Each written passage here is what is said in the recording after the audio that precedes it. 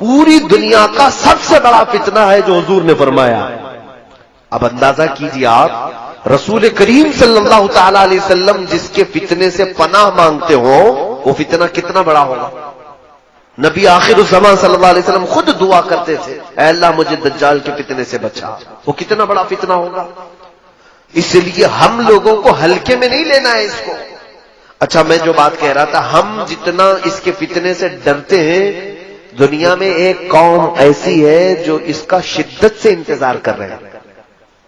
دجال کو وہ بہت زیادہ چاہتے ہیں، بہت زیادہ محبت کرتے ہیں، اور اس کے آنے کے لیے جانے کیا کیا کر رہے ہیں. ہم ڈر رہے ہیں نا، ہم تو اس کے فتنے سے ڈرے. دنیا میں ایک قوم ہے جو دجال کے آنے کا انتظار کر رہی ہے، وہ یہودی قوم ہے. جیوز جو ہیں، یہودی، اسرائیلی. میں اس کو کھل کر کے بول رہا ہوں.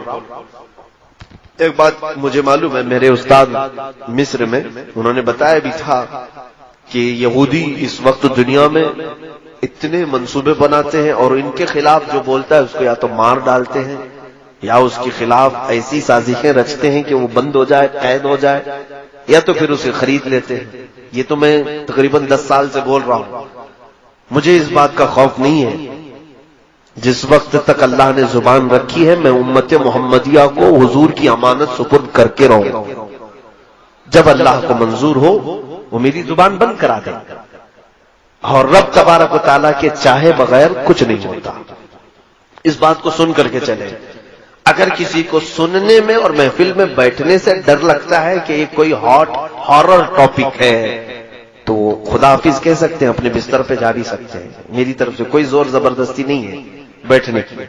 لیکن اگر کسی کو کچھ نالج لینا ہے تو بیٹھ سکتے ہیں. دجال کے متعلق سب سے زیادہ اگر کسی کو انتظار ہے تو یہودیوں کا ہے، اسرائیل کو. اب ان کی کتابوں میں ان کے بڑے لوگوں نے لکھا ہے کہ دجال اس وقت تک نہیں آئے گا جب تک اسلام اور مسلمانوں کو رسول سے دور نہیں کر دیا جائے گا. سب سے اہم چیز ہے یہ. ان کو کیا چاہیے؟ دجال چاہیے. اور دجال کے آنے کے لیے دروازہ کیا ہے؟ پوری دنیا کے مسلمان اپنے نبی سے دور ہوں. کیونکہ دجال نے بھی اس حدیث میں نے بتایا نا، پوچھا نا تمیمداری سے کہ وہ آخری نبی آ گئے، تو انہوں نے کہا آ گئے. اس نے پوچھا کیا ان کی امت ان کی اطاعت کر رہی ہے؟ تو انہوں نے کہا اطاعت کر رہی ہے. تو دجال نے کیا کہا؟ ابھی میرے آنے کا وقت نہیں. اب ان کو دجال چاہیے. کیوں؟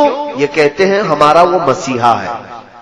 دجال کے آنے کے لیے روزانہ صبح اور شام میں دعائیں ہوتی ہیں. اسرائیل میں روزانہ دعائیں ہوتی ہیں، اور وہ اس لیے دعا کرتے ہیں کہ وہ ہمارا مسیحا ہے، ہمیں تکلیفوں سے نجات دے گا، ہماری پوری دنیا میں حکومت قائم کرے گا، ہمیں موت سے بھی بچائے گا. ایک بات یہ بھی یاد رکھ لیں کہ دنیا میں سب سے زیادہ موت سے ڈرنے والی قوم یہودی ہے. وہ مرنا نہیں چاہتے کوئی بھی، وہ موت سے بہت ڈرتے ہیں. اسی لیے ان کا آپس میں جو ایک دوسرے کو سلام بھی جو کرتے ہیں نا، ہم السلام علیکم کہتے ہیں، ان کا سلام ہے ذی 1000 سال. فارسی میں یہ ہے ذی 1000 سال. تفسیر میں لکھا ہوا ہے یہودی آپس میں ایک دوسرے کو سلام بھی کرتے ہیں تو یوں کہتے ہیں جیو 1000 سال، جیو 1000 سال. قرآن میں پہلے پارے میں اللہ نے فرمایا ہے لو یعمر 1000 سنۃ وما هو بمزحزحہ، یعنی اگر ان کو 1000 سال کی عمر بھی دے دی جائے تب بھی وہ مرنا پسند نہیں کرتے. اور اللہ تعالیٰ نے ان کے رد میں جتنی آیتیں نازل فرمائی، یہ کہتے ہیں ہم اللہ کے بیٹے ہیں، ہم اللہ کے محبوب ہیں. پوری دنیا کیچڑ سے بنائی گئی ہے اور ہم کو جنت کی مٹی سے بنایا گیا ہے.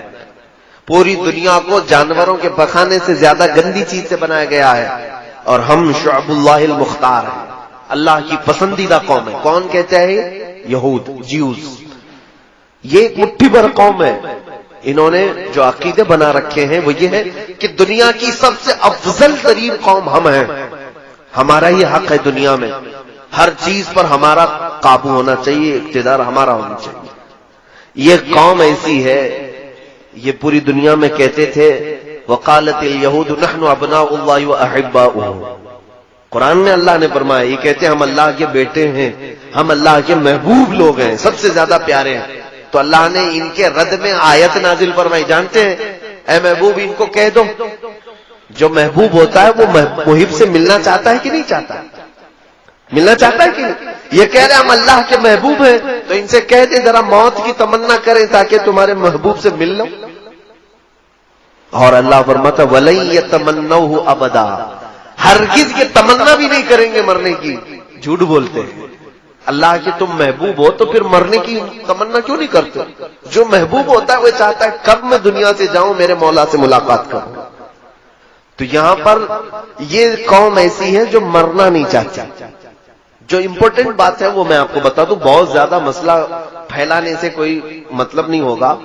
کل خلاصہ ملا کر کے میں آپ کو بتا دوں کہ دنیا میں اتنا اتھل پتل یہ کیوں مچائیں. سب کو اب تقریباً نوجوانوں کو معلوم ہو چکا ہے الومیناتی کیا ہے، فری میسن کیا ہے، اور پھر یہ جتنی ان کی تنظیمیں ہیں، خفیہ تنظیمیں، یہ کیا ہیں. سیکریٹ اب تو کچھ نہیں رہ گیا، یہ سب پورا ظاہر ہو گیا.